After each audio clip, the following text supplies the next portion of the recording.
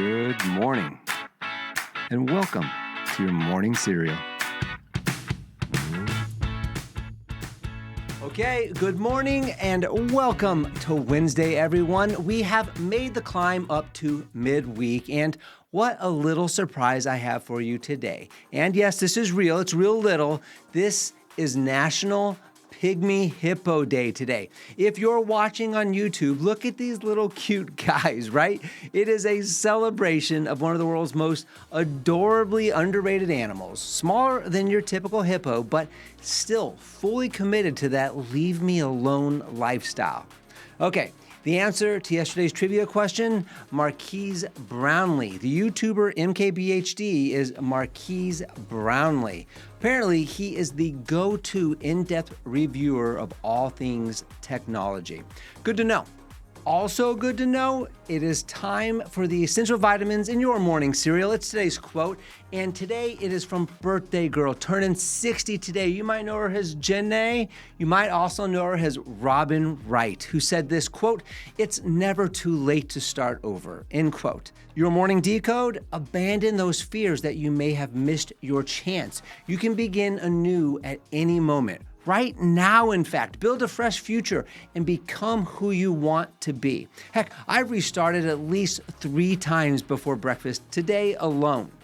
Well, let's go ahead and hear from the experts now. It is time to pour in some Atomic Habits by James Clear. And today we are diving into the first half of Chapter 7, The Secret to Self-Control, right?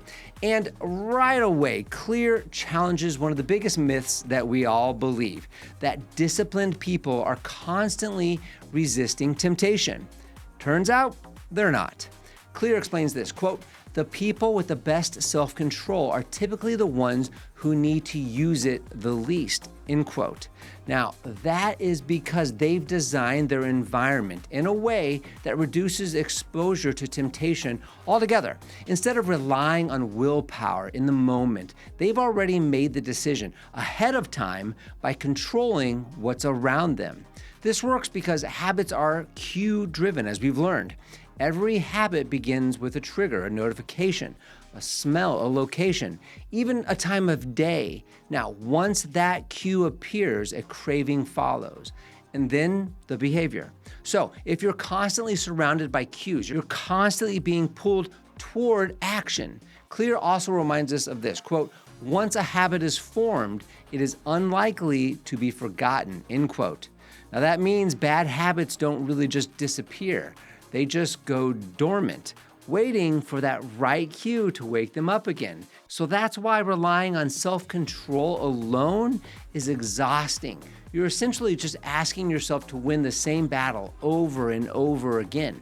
And eventually, fatigue is going to win out on that one. Instead, Clear suggests a simpler and a more effective strategy. Remove the cue.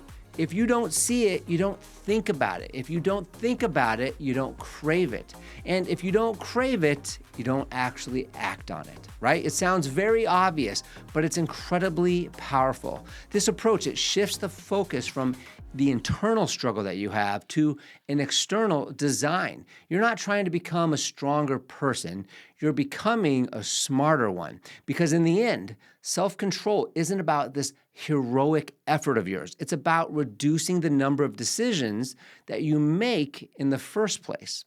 All right, here it is. Your hump day takeaway is this: the easiest way to build discipline is to remove temptation before it starts. All right, friends, go attack your Wednesday like a pygmy hippo would, right? Calm, focused, and surprisingly powerful. But first, the prize from the bottom of the cereal box, the morning cereal trivia question of the day. Here it is. What is the smallest unit of digital information? All right, thanks for listening to Morning Cereal today. We will see you back here tomorrow for the answer to the trivia question and for more sugar for the soul. And until then, have a fantastic day. Don't forget to follow and subscribe to the Morning Cereal podcast on the One Life Live It channel.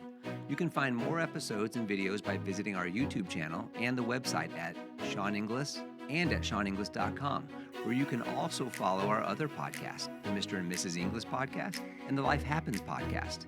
In these other podcasts, we'll dive deeper into everyday issues, self-improvement and well-being, business and finance, and we welcome special guests too. So join us. It'll be a good time, I promise.